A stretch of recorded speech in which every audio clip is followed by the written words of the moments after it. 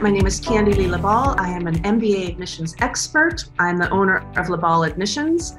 And for about 15 years now, I've been helping people apply to the world's top business schools.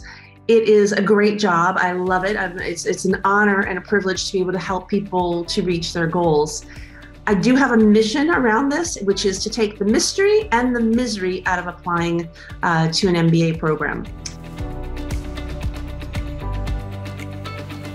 Leadership is very important to your MBA application, and the reason is because an MBA program is actually a leadership degree. If you look at business schools around the world and you check out their mission statements, you're going to see that they talk about leadership. So the mission statement of MIT Sloan says that they want to develop principled, innovative leaders. INSEAD says they want to develop responsible leaders. Kellogg wants to equip and inspire leaders. Harvard Business School wants to educate leaders who make a difference. Stanford wants leaders who change the world. ESMT wants leaders to develop entrepreneurial leaders. So the leadership is at the core of what the MBA is about. Therefore, in order for you to convince admissions that you should be in their program, you need to be able to show that you have leadership potential. And that is really a key word. It's about the potential. You need to show admissions that you have the potential to be one of these inspiring, responsible, principled, world-changing leaders. So in order to think about how to express leadership in your MBA application, you have to know what is leadership. And there are really basically two formats to think about. One is formal leadership, and the other is informal leadership. Formal leadership is what we usually think about when we think about leadership. It means director, boss. If you are a consultant, you work as a consultant, you might have 2 or 3 interns under your guidance. That would be formal leadership. Perhaps you're the manager of a department, a team, some sort of a work stream. That would be formal leadership. Maybe you inherited your role because you work for a family company and you're going to be the next CEO. It's still formal leadership. If you founded a startup, you have a small team. This is all formal leadership that you might find in a work environment. But formal leadership can also come from school. Go back to high school, to university. Were you the vice president of the debate team? Maybe you're a director of the residence hall. Possibly you have been elected class representative. This would all be formal leadership in an educational setting. However, an MBA is not just about education or work. It's also about who you are as a person, your extracurriculars. Possibly your formal leadership is from being the captain of a sports team or something you did in a volunteer organization. Maybe you even run a small startup on the side. That would be formal leadership. And of course, if you were in the military, more than likely you had several positions of formal leadership. However, a lot of times young applicants think, well, oh no, I've never had formal leadership. What do I do? Well, that's when you have to think about what is informal leadership. So informal leadership is a lot more subtle, and it can also come from a lot of different areas of work. For example, school or university. You were working on a project with 6 people, you had a month to get something done, and no one's doing anything. It's a big mess, it's a disaster. Someone has to step up, someone has to take control. That's leadership. And that could be you. You're not really the leader, but you're gonna act like a leader. I have another example, which is really fun. A recent client of mine was working for a multinational company, offices around the world, and at some point they decided to merge several offices into one office located in Spain. The employees were still located around the world. And my client, he's the youngest on the team, he was so excited. He's like, oh, I can't wait to learn from my colleagues from China and my colleagues from the US. Problem is, nobody was acting like anything happened. They weren't really merging. They were still doing the same thing. So here, this guy, youngest guy on the team, he's not the leader, but he decided to organize virtual chats. He did interviewing with his colleagues. He set up different types of knowledge sharing, and the team came together. Whole. That's informal leadership. Okay, so informal leadership can be any time that you take the lead, even though you're not the leader. All leadership is not equal.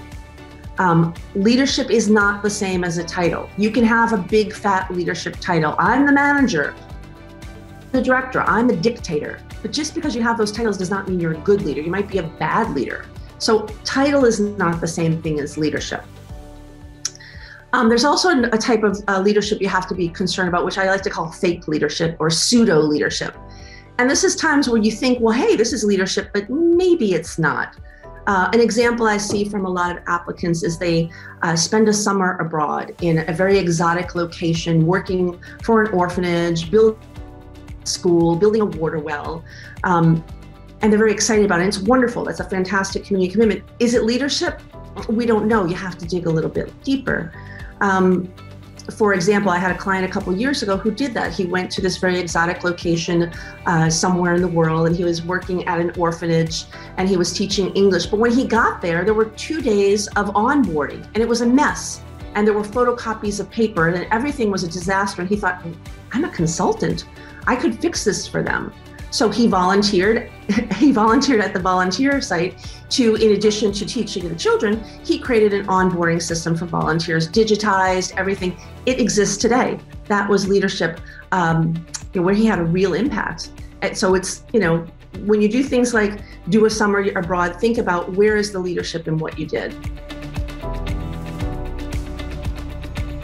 What is good leadership according to the MBA admissions perspective? I have 3 tips for you. One, well, of course you can look at, there's books and blogs and seminars that describe what is leadership, but from the MBA admissions perspective, you should think about Harvard Business School has what they're looking for. They describe a habit of leadership. And they say this habit of leadership is the ability to make a difference wherever you are.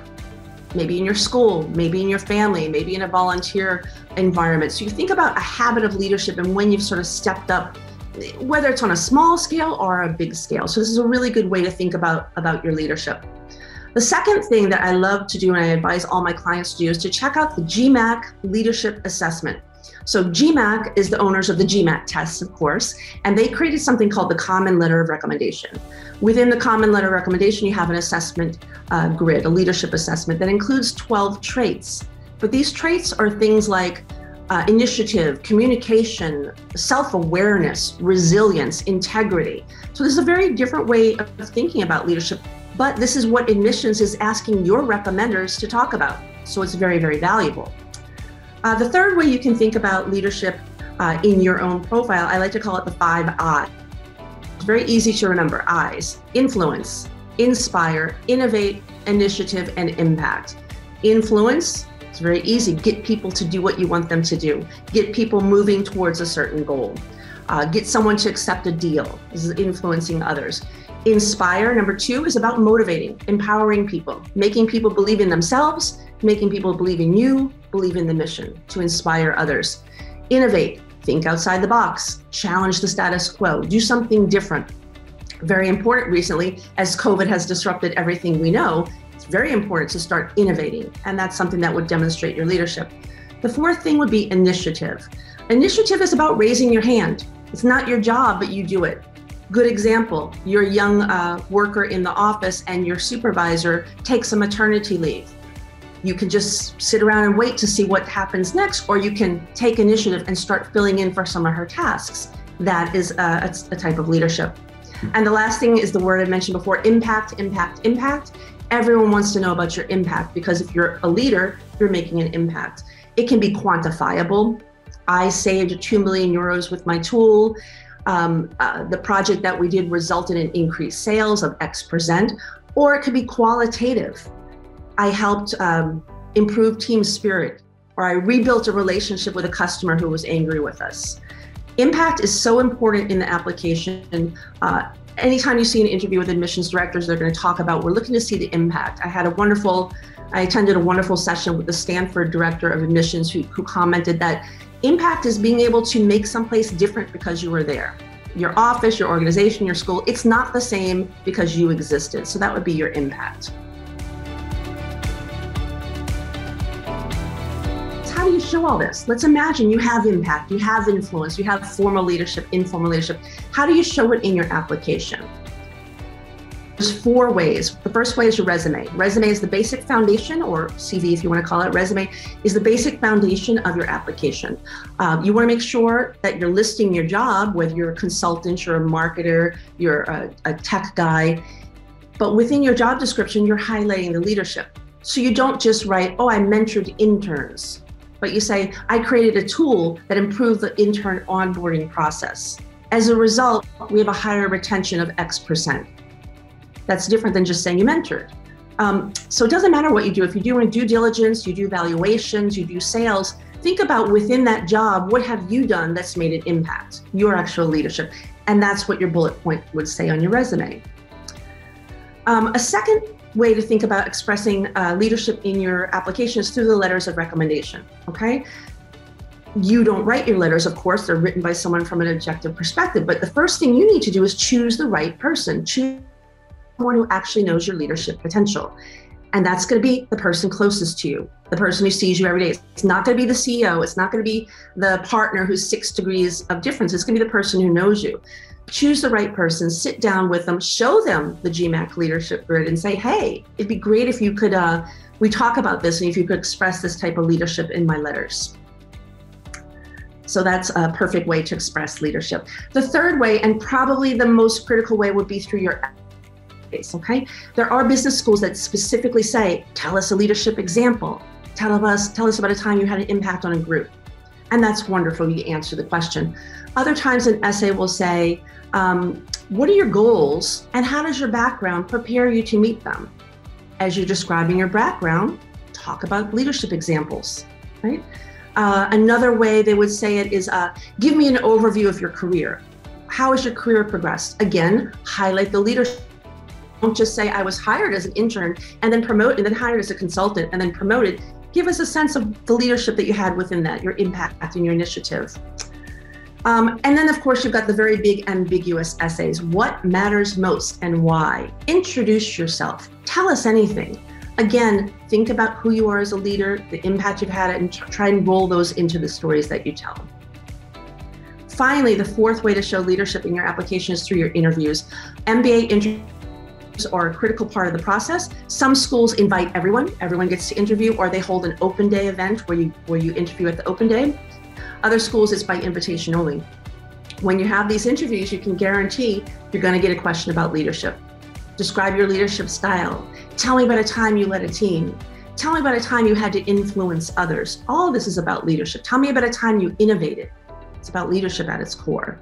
So these are the 4 ways to make sure you can express your leadership throughout the application: resume, letter of recommendation, essays, and interview.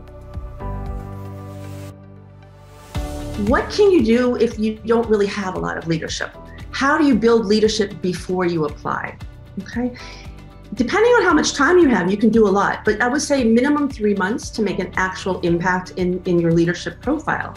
And you can think, it's very important that you think what you can do. You don't need to go build a school in the mountains. You don't need to create a unicorn startup. You can have impact right where you are. Okay, look around your office, what needs to be done. You could create, for example, a zero waste policy. Maybe there's a lot of things that you could set up some recycling. You could look around and say, hey, I'm playing soccer on the team of the company, and my cousin, he plays on soccer of another company. Let's have a match together. So there's so many different ways you can do it. Create some onboarding for interns, create a knowledge document. You can also sort of like go outside of your office, think about where you come from and how you can give impact. I'll give you a very good example. I had a client recently who has great success in the finance world, but he came from very humble beginnings. He came from a place where nobody goes into finance. What does he do? He goes back to his high school every once in a while. He says, hey guys, you can be in finance too. He gives these talks. And to date, the last time I talked to him, there were 8 kids from his high school that also made it into finance. So just look around, think about where you are, what can I contribute? Another very good example of building leadership is to think about your goals, okay? Can you build some leadership around your goals? I'll give you another example. I had a client who wanted to work in strategic consulting. And he was basically working in IT consulting, so not too far away, but he really wanted to jump to strategy consulting. And I think it was his cousin maybe, owned a little tiny grocery store. So I said, well, hey, why don't you use some of your consulting skills and help your cousin to digitalize and make his grocery store better? He actually did. They actually ended up building a whole delivery service that would have helped out through COVID. So it was really a great way for him to have impact and leadership before he applied, not going too far out of his comfort zone. It was something he could do, right? It was within his hands. And that brings me to the last point. When you're thinking about building leadership, think about what we're going through in the world today. Of course, COVID has disrupted everything. The pandemic, the economic crisis, working from home, all these issues demand creative responses that come from a leadership perspective. I had a recent client who created a cooking contest for his team who was all working remotely. And that got them together a lot quicker than an after-works drinking thing. Another client organized a series of concerts where workers who had a musical talent sang or performed for their colleagues. Another thing is Black Lives Movement, diversity, equity, inclusion. These are very, very important issues. What have you done around this, or what can you do? Can you set up a committee? Can you have a talk? Can you bring someone in? Find a way that you can contribute around these global relevant issues. And you're not only showing leadership, but you're showing that you're really self-aware and you know what's important in today's world.